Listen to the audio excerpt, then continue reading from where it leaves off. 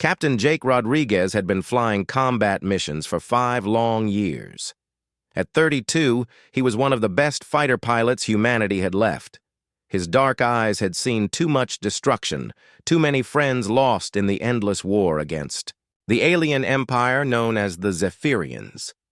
Today started like any other patrol mission in the Outer Rim. Jake's squadron of 6 fighters swept through the empty space between star systems looking for enemy ships. The silence in his cockpit was broken only by the steady beep of his radar and the quiet chatter of his wingmen. "Sector 7 is clear," came the voice of his co-pilot through the radio. "Nothing but space dust out here." Jake nodded, even though no one could see him. These routine patrols had become his life. Wake up, check equipment, fly into the black void, come back, sleep, repeat. It was boring work, but necessary.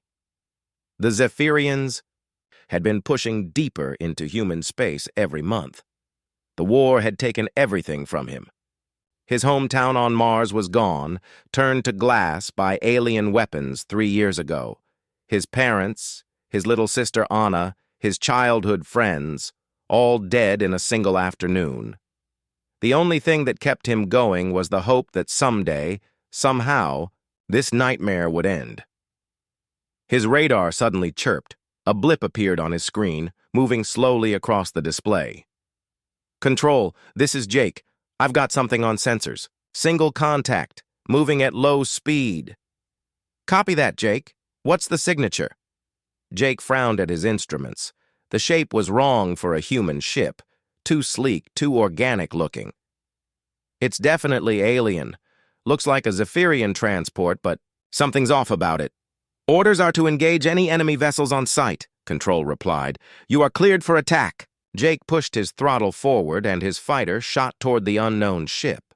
As he got closer, he could see it clearly through his cockpit window. The vessel was beautiful in a strange way, all flowing curves and silver metal that seemed to shimmer in the starlight. But it was also clearly damaged. Scorch marks covered its hull, and one of its engine pods was completely dark. "This thing's been through a fight," he muttered to himself. "Looks like someone already worked it over pretty good." He armed his weapons and moved into attack position. One quick burst from his cannons would finish this crippled ship. It would be easy, quick, clean. But then his communication system crackled to life with an unexpected signal. Not the usual military codes he was used to hearing from enemy ships, but something different. His computer automatically started translating. "The alien language, medical emergency, urgent assistance required, princess aboard." "Critical condition." Jake's finger froze on the trigger. Princess? What was a Zephyrian princess doing out here in a damaged transport? This was supposed to be empty space, far from any major shipping lanes or military positions. The alien ship suddenly shuddered, and Jake watched as its remaining engine pod flickered and went dark. Without power, the vessel began falling toward the nearby planet, a small rocky world covered in dense forests. Jake had a choice to make, and he had to make it fast. His orders were clear. Destroy all enemy ships, no exceptions. No mercy. The Zephyrians certainly hadn't shown any mercy when they attacked human colonies. But something nagged at him. Maybe it was the memory of his sister Anna, who had always been the gentle one in their family. Even as a kid, she would rescue injured birds and nurse them back to health. "Every life matters, Jake," she used to say. "Even the scary ones." The distress signal kept repeating, growing weaker as the ship's power systems failed. Jake could hear desperation in the alien voices, even through the computer translation. These weren't the sounds of warriors or conquerors. These were the sounds of people in trouble. His squadron leader's voice crackled through his radio.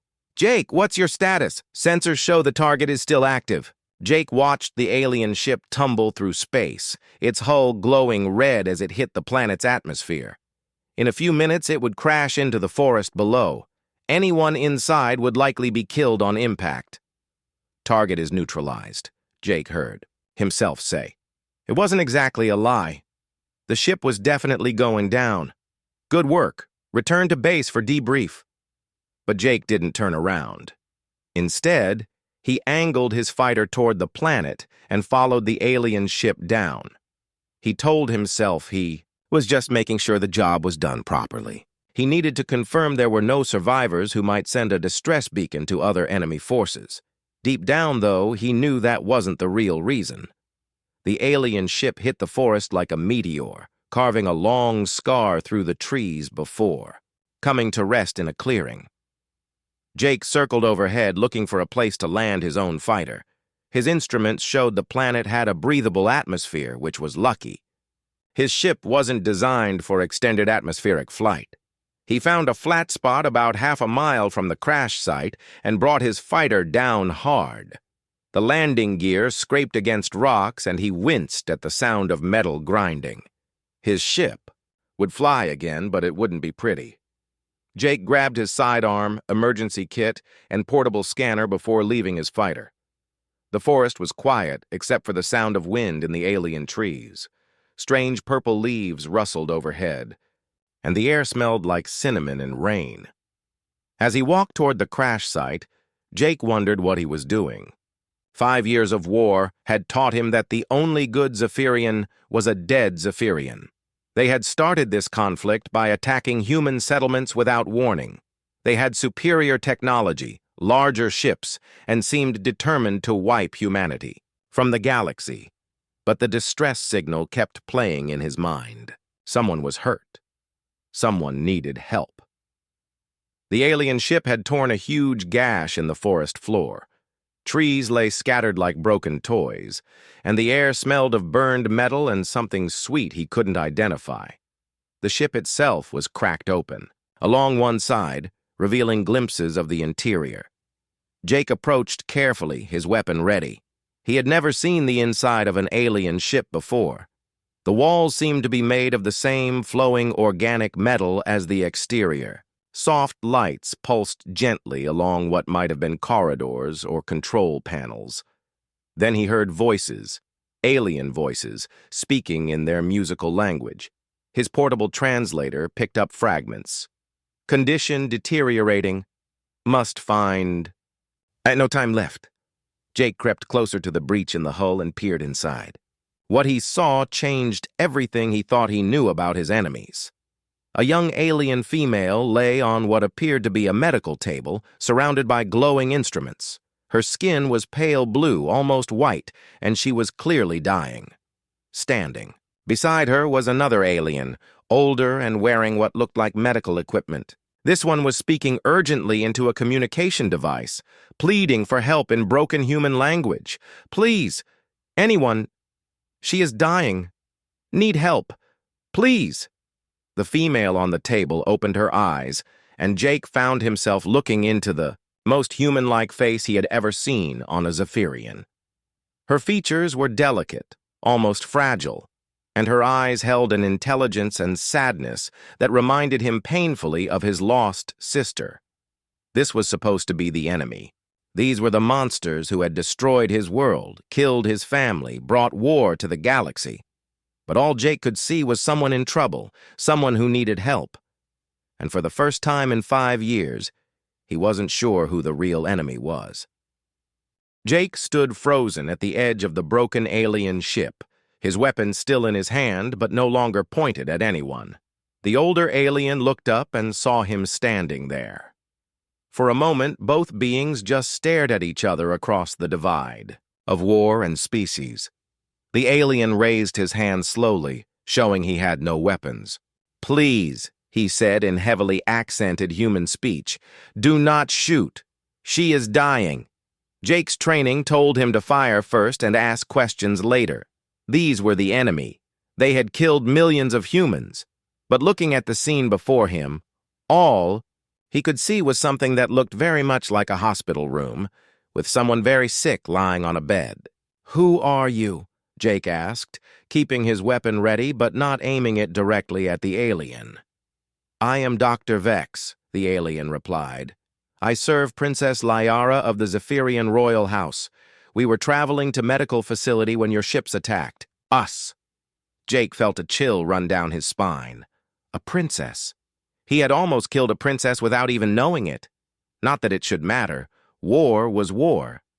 But something about this felt different. What's wrong with her? Jake found himself asking. Dr. Vex looked surprised by the question. She has genetic illness. Very rare. Her immune system is failing. Without treatment, she will die within days. The princess stirred on her medical bed, and her eyes opened. When she saw Jake standing there in his human military uniform, she tried to sit up but was too weak. She said something in her own language to Dr. Vex. She asks why you have not killed us yet, the doctor translated. Jake didn't have a good answer for that. I'm still deciding, he said, though it wasn't really true anymore. The princess spoke again, this time in clear human language that surprised Jake with its perfection. You speak our language very well for someone who is supposed to hate us. I studied human culture at university before the war, she replied, her voice weak but steady. I wanted to understand your people better. Perhaps that was foolish. Jake lowered his weapon slightly. Why were you studying us? Princess Liara tried to smile, though she was clearly in pain. Because I believe this war is built on misunderstanding. Both our peoples have been told lies about each other. Lies? Jake's anger flared up. Your people attacked our colonies, without warning. You killed innocent civilians. My family was on Mars when your ships came. The princess's expression grew sad. And my cousin was killed in the human attack on Station Vela. She was only 15, visiting a medical research facility. Your military claimed it was a weapons depot. Jake felt confused. That's not... We don't target medical facilities. And we do not target civilian colonies, the princess replied. Yet here we are, both having lost family to this conflict. Dr. Vex moved between them, clearly worried about his patient. Princess, you must not strain yourself. Your condition is becoming critical. Jake looked around the medical bay. Everything he saw supported their story. This didn't look like a military ship. There were no weapons he could see, no armor plating or gun ports. It really did look like a medical transport. What kind of treatment do you need? Jake asked, surprising himself with the question. Dr. Vex's eyes widened with hope. There is a mineral called Kithara crystal.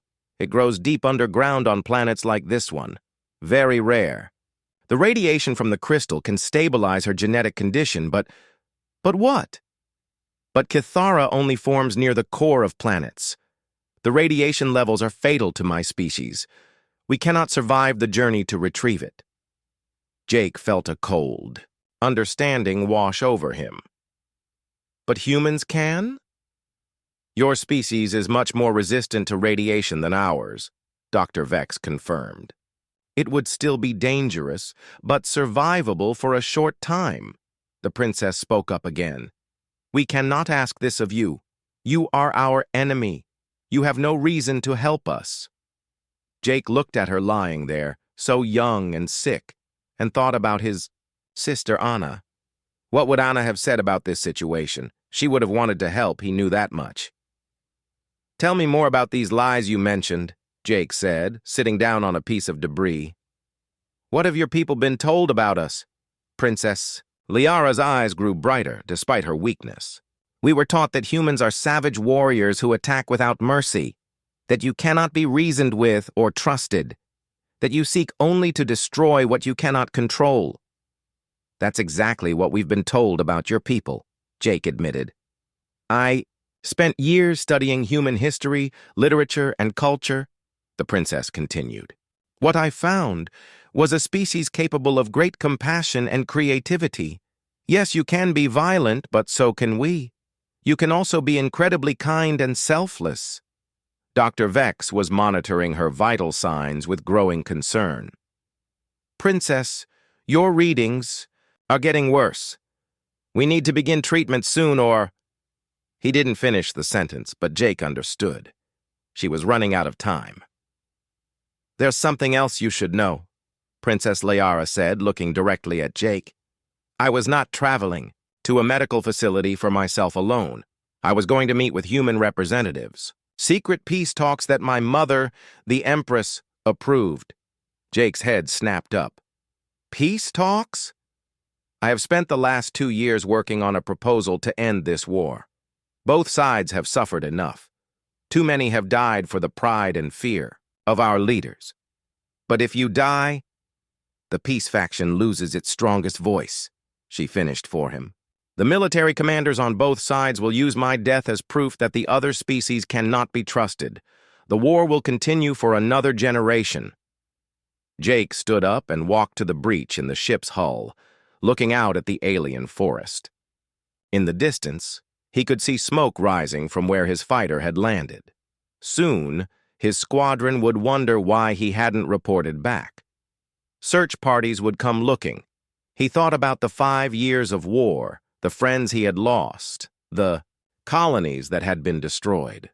He thought about his family, gone forever because of this conflict. He thought about Princess Liara dying on a medical table because nobody would help her, and he thought about Anna, who had always believed that one person could make a difference. How deep underground are these crystals? He asked, turning back to face them. Dr. Vex looked hopeful but worried. Several kilometers.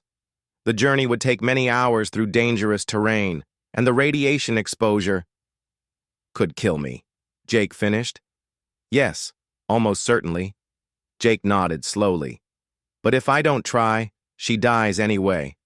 And the war goes on. You would do this? Princess Liara asked, struggling to sit up again. You would risk your life for an enemy?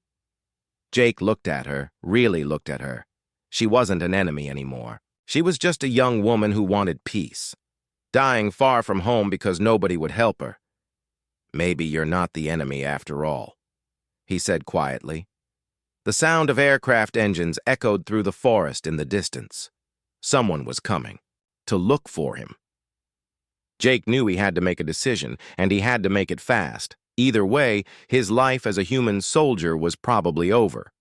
The question was whether he would use what time he had left to continue the cycle of violence or try to break it. He looked at his weapon, then at the dying princess, then back at the approaching sounds of the search party. Time was running out for all of them. The sound of search aircraft grew louder. Jake could see their lights sweeping through the purple forest canopy, searching for his crash site. In a few minutes, they would find the alien ship, and everything would change. Help me hide your ship, Jake said suddenly, surprising everyone, including himself. Dr. Vex looked confused. Why would you do this? Because I need time to think, Jake replied, already moving toward his emergency kit. And because if my people find you like this, they'll finish what that first attack started. Jake worked quickly, pulling out camouflage netting and portable signal jammers from his survival gear. He had learned these techniques during special operations training, never thinking he would use them to hide enemy ships from his own forces. Princess Liara watched him work, her eyes filled with curiosity and growing hope. You are not what I expected from a human soldier, she said weakly. Yeah, well, you're not what I expected from an alien princess either, Jake replied, throwing netting over the ship's broken hull. The searchlights passed overhead without stopping. Jake's jammers were working, masking the heat signature and metal detection signals from the crashed ship. For now, they were safe. Over the next 2 days, something unexpected happened. Jake found himself talking with Princess Liara for hours at a time. Dr. Vex worked constantly to keep her stable, but her condition was getting worse with each passing hour. Tell me about your sister, Princess Liara said during one of their conversations.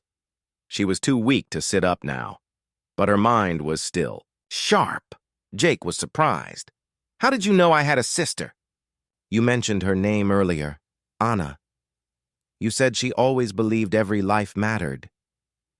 Jake smiled sadly. Anna was 3 years younger than me, but somehow she was the wisest person I knew. She wanted to be a teacher before the war started. She said education was the key to preventing conflicts like this. She sounds wonderful.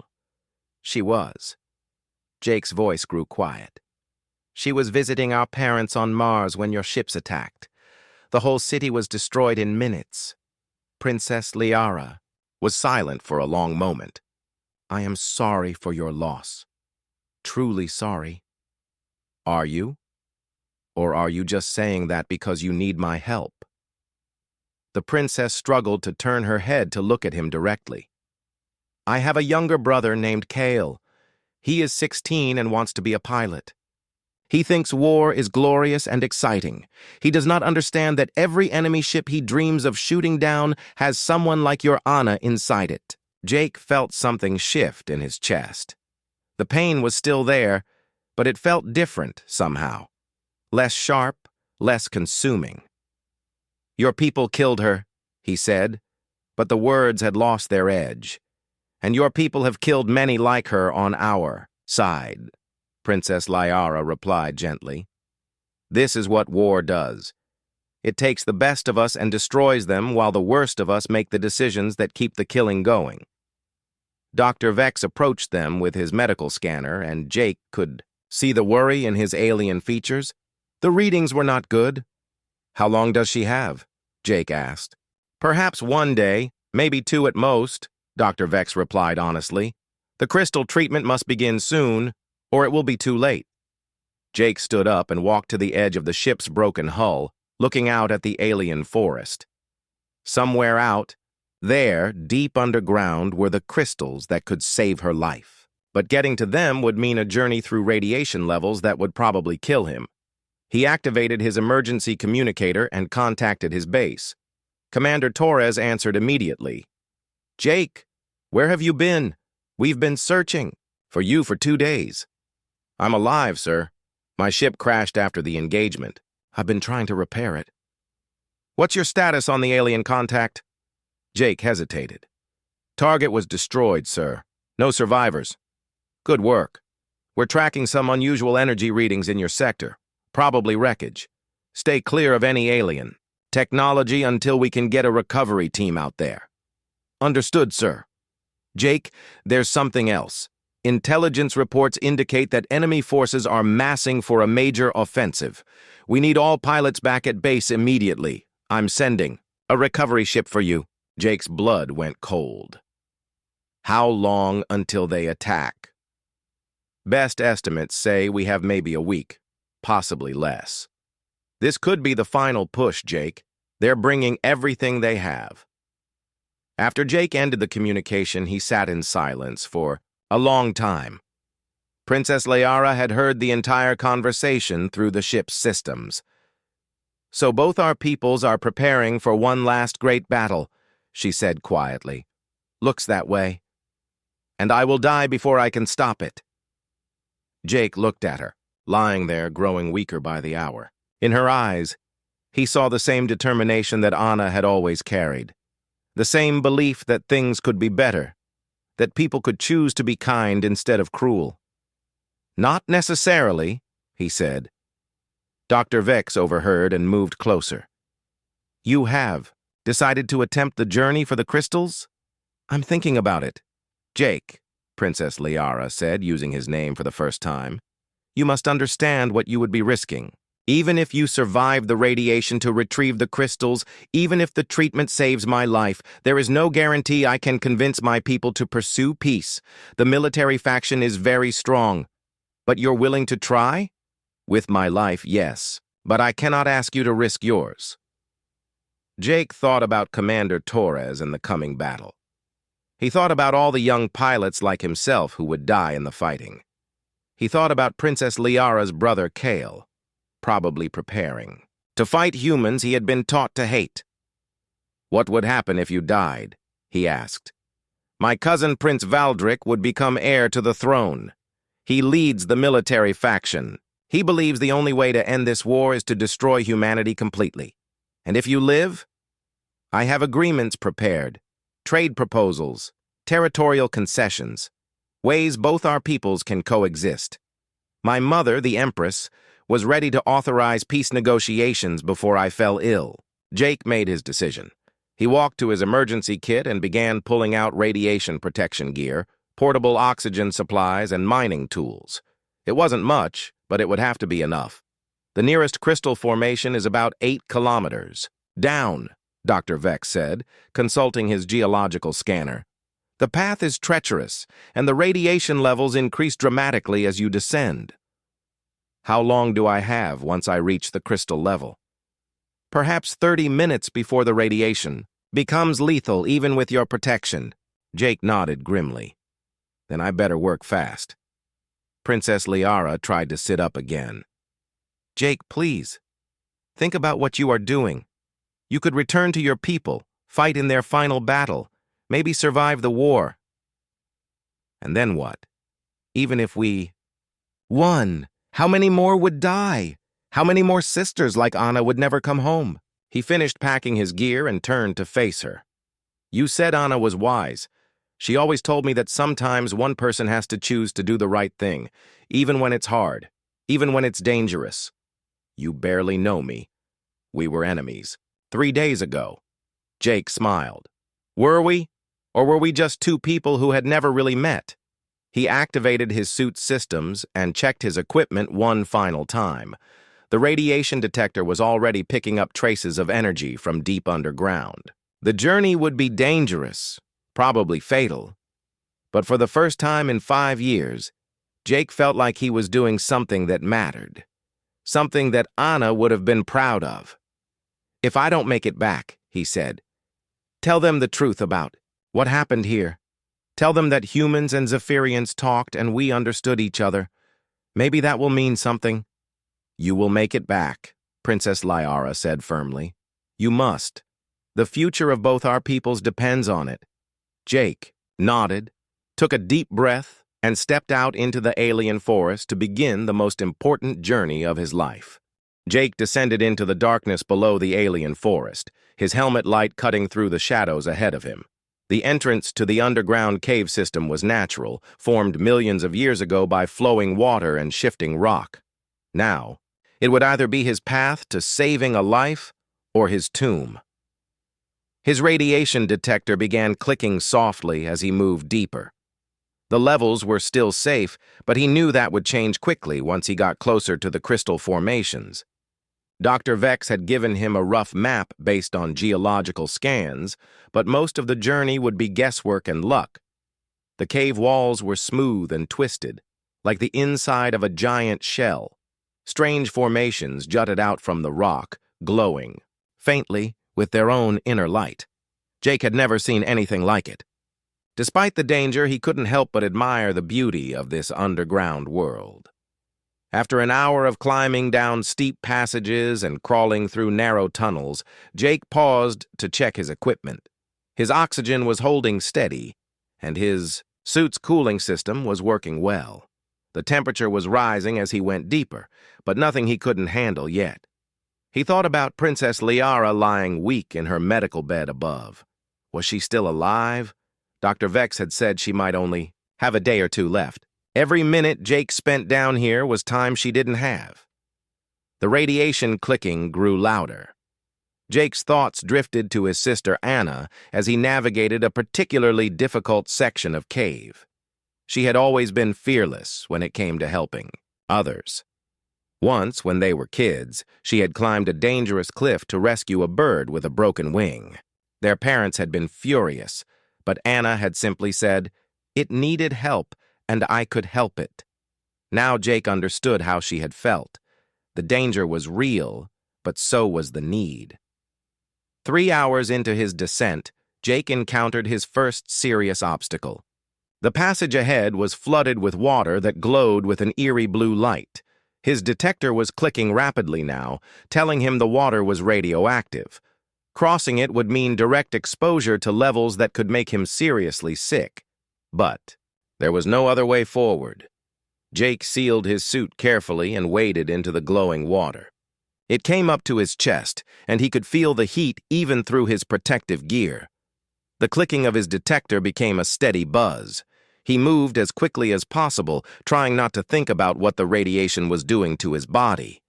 On the other side, he checked his readings. His exposure was climbing into dangerous territory, but he was still within survivable limits.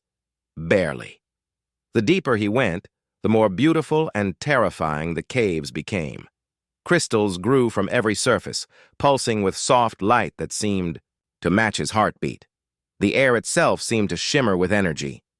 Jake began to understand why these formations were so valuable for medical treatment. They seemed almost alive. 4 hours down, Jake started feeling the effects of radiation sickness.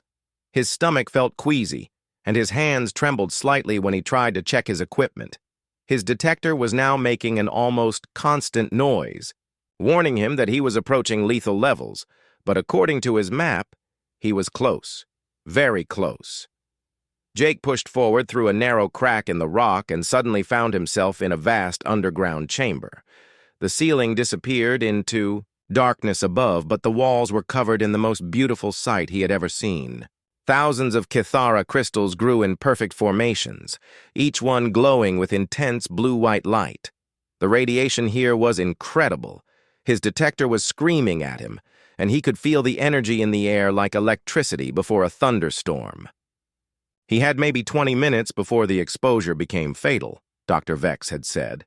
Jake hoped that would be enough. He pulled out his mining tools and approached the nearest crystal formation. The crystals were harder than he expected, and each strike with his hammer sent waves of pain through his increasingly sick body. But slowly, carefully, he began to chip away pieces of the precious mineral.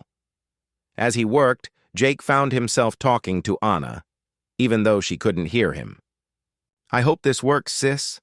I hope this crazy plan actually saves someone. Because if it doesn't, I'm going to look pretty foolish when I see you again." His hands were shaking badly now, and his vision was starting to blur. The radiation sickness was getting worse with every passing minute.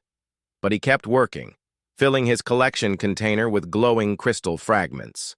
15 minutes, 20, 25. Jake knew he was pushing beyond safe limits, but the container wasn't quite full yet. He needed enough crystal to ensure the treatment would work. Princess Liara's life depended on it. Finally, after 30 minutes in the chamber, Jake sealed the container and began his journey back to the surface. The climb up was much harder than the descent had been. His legs felt weak, and he had to stop frequently to rest. Several times he nearly passed out and had to force himself to keep moving. The radiation detector slowly grew quieter as he climbed, but Jake knew the damage was already done. He had absorbed a massive dose of radiation. Whether he would survive long enough to deliver the crystals was now an open question. 6 hours after he had started his descent, Jake finally saw daylight filtering down through the cave entrance. He climbed the last few meters on pure willpower, his body screaming in protest with every movement. When he emerged from the caves, Dr. Vex was waiting for him. The alien physician took one look at Jake's condition and immediately began scanning him with medical instruments. "The radiation exposure is severe," Dr. Vex said grimly. "You may have only hours before organ failure begins." "Did I get enough?" Jake asked, holding out the container of glowing crystals. Dr. Vex's eyes widened when he saw the quality and quantity of the mineral Jake had collected. "More than enough. This could save her life completely." Jake smiled weakly. "Then it was worth it." They hurried back to the crashed ship, where Princess Liara was barely conscious. Her breathing was shallow, and her skin had taken on a pale, almost translucent quality.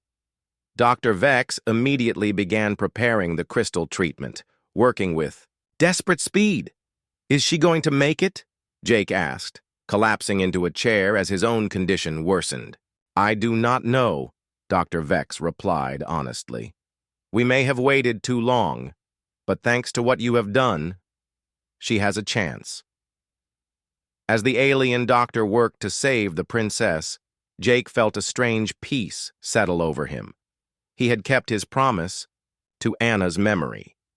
He had chosen to help instead of harm, to build instead of destroy. Outside the ship, he could hear aircraft engines in the distance. Both human and alien forces were moving into position for the final battle of the war. Soon, thousands of young pilots and soldiers would be fighting and dying in space above this quiet forest. But maybe, just maybe, he had given peace a chance to survive. Jake closed his eyes and waited to see if his sacrifice would be enough to change the course of history. Dr. Vex worked through the night, using the crystals Jake had risked his life to retrieve. The Cathera mineral had to be processed carefully, turned into a form that Princess Liara's failing immune system could absorb. Jake watched from his makeshift bed, getting weaker by the hour as the radiation poisoning spread through his body. "How is she doing?" Jake asked, his voice barely above a whisper. "The treatment is working," Dr. Vex replied, not taking his eyes off his patient. "Her vital signs are stabilizing. You saved her life." Jake felt a wave of relief wash over him. At least his sacrifice had meant something. At least Anna would have been proud. As dawn broke over the alien forest, Princess Liara opened her eyes. For the first time in 2 days. She was weak, but the deadly pallor was gone from her skin. She turned her head and saw Jake lying nearby, clearly very sick. "You did it," she said softly. "You actually did it." "Had to try," Jake replied. "Couldn't let you die knowing there might be a chance for peace." Princess Liara struggled to sit up, her strength slowly returning as the crystal treatment continued to work in her system. Dr. Vex helped her to her feet, and she walked unsteadily over to where Jake lay. "Thank you," she said, taking his hand. "No one has ever risked so much for me, not even my own people." "Maybe that's the problem with this war," Jake said. "We've forgotten that the other side has people worth saving too." The sound of engines overhead interrupted their conversation. Through the ship's damaged hull, they could see both human and alien spacecraft filling the sky. The final battle was about to begin. Princess Liara moved to the ship's communication system, which Dr. Vex had managed to repair during the night. She activated the emergency broadcast frequency that both sides monitored. "This is Princess Liara of the Zephyrian Royal House," she announced. "I am broadcasting to all ships, human and alien. Please cease your attack preparations and listen to what I have to say." The response was immediate and chaotic. Voices from both fleets demanded explanations, accused each other of tricks, and threatened to open fire. But Princess Liara's presence was unmistakable, and slowly the chatter died down as commanders on both sides realized they were hearing from someone who was supposed to be dead. "I have spent the last 3 days with a human soldier named Jake Rodriguez," the princess continued. "He found me dying in a crashed ship and chose to save my life rather than kill me as his orders demanded. He risked everything to retrieve medicine that could cure me, and now he is dying from radiation poisoning because of that choice." Jake could hear gasps and angry voices from the human fleet. Someone was calling him a traitor, demanding his court-martial. But Princess Liara wasn't finished. "This human soldier showed me something I had only read about in books. He showed me that it is possible to choose compassion over hatred, even in the middle of a war. He proved that humans and Zephyrians can work together, can trust each other, can save each other's lives." On the human command frequency, Jake heard Commander Torres demanding to speak with him. Jake took the communicator with shaking hands. "Jake, what have you done?" Torres asked, his voice filled with disbelief. "What I had to do, sir," Jake replied. "What Anna would have wanted me to do. You've aided the enemy. Do you understand what this means?" "I've helped save someone who wants to end this war," Jake corrected. "Someone who has spent years working on peace proposals that could save thousands of lives on both sides." Princess Liara took the communicator back. "Commander Torres, I have documents aboard this ship that prove both our peoples have been lied to about this conflict. Military leaders on both sides have hidden evidence of peaceful intentions, manipulated information about attacks, and prevented diplomatic solutions because they profit from continued warfare." "That's impossible," Torres replied, but his voice was uncertain. "Your soldier Jake has seen the evidence. Before he dies from the radiation he absorbed to save my life, Perhaps you should ask him what he learned. Jake found the strength to speak once more. Commander, she's telling the truth. We've been fighting a war based on lies and misunderstandings. Real people are dying so that politicians and generals can stay in power. There was a long silence from the human fleet. Then, surprisingly, a voice came from the alien side. It was harsh and angry. Princess Liara, this is Admiral Corvin. You were ordered to remain on the homeworld for medical treatment. Your presence here is unauthorized and your words are treasonous. Admiral, the princess replied calmly, I am heir to the throne and I speak with my mother's authority. The Empress has authorized me to negotiate peace terms with human representatives. The Empress is unwell, Admiral Corvin said carefully. The military council has assumed temporary authority. Your peace talks are canceled. Jake and Princess Liara exchanged worried glances. This was exactly what she had feared would happen if the military faction gained power. Admiral, you are out of line, Princess Liara said firmly. I am ordering you to stand down and return to base. I'm afraid I cannot do that, Your Highness. You have been declared mentally unfit due to your illness. Admiral Corvin out. The alien fleet began moving into attack formation. Jake realized, with growing horror, that Princess Liara's own people were about to ignore her orders and start the battle anyway. But then something unexpected happened. Commander Torres spoke up on the open frequency. This is Commander Torres of the Human Defense. Fleet! Princess Liara, my pilot Jake Rodriguez, was one of our best. If he believed your peace proposal was genuine, then I'm willing to listen. Can you transmit your evidence to our ships? Immediately, Princess Liara replied, her hope renewed. Dr. Vex worked quickly to upload files from the ship's computer to both fleets. Documentation of secret peace negotiations, evidence of false flag operations, records of civilians killed on both sides in attacks that were covered up or blamed on the other species. As the information spread through both fleets, the mood began to change. Pilots who had lost friends started realizing they might have been fighting for the wrong reasons. Officers who had questioned their orders found validation for their doubts.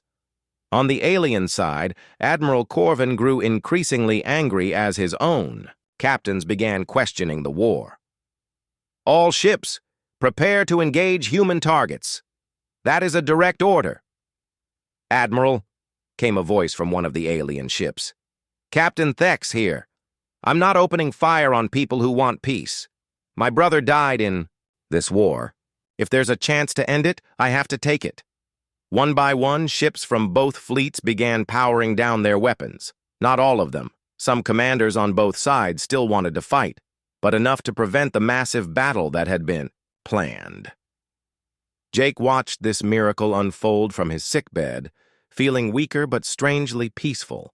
Princess Liara knelt beside him, tears in her alien eyes. You did it, she whispered. Your sacrifice started something that's bigger than either of us.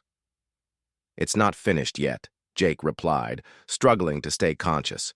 You still have work to do. Your people need you to be their leader. And they need to remember you, Princess Liara said.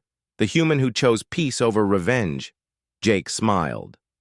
Just tell them I did what my sister would have done. That's all the monument I need. As his vision grew dark, Jake could hear Princess Liara speaking to the fleets, beginning the long process of organizing real peace talks.